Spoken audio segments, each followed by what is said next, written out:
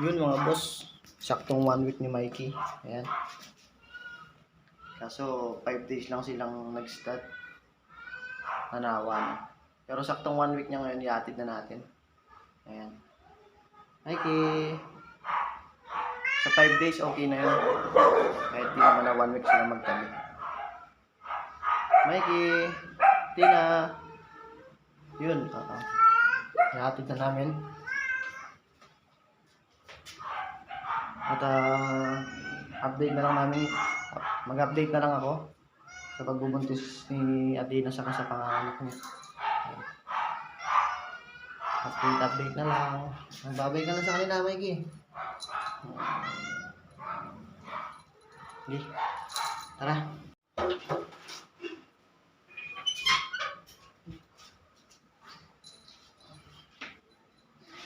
Bye-bye, Mikey.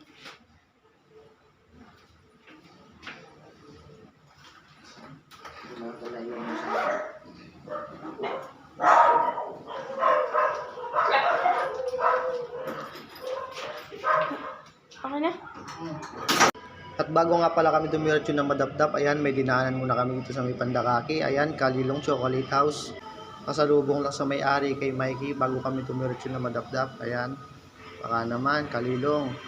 Suki mo dyan si Boss Madam. Liwawa. Ano liwawa? Huy.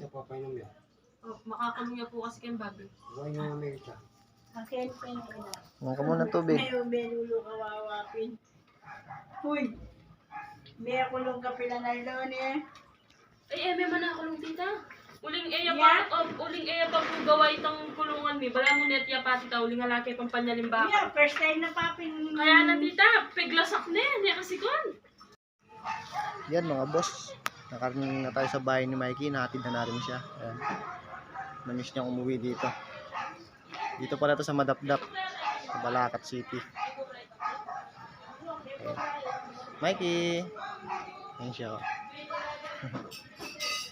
Yun, update na lang sa susunod na video. Hanggang dito na lang. Thank you.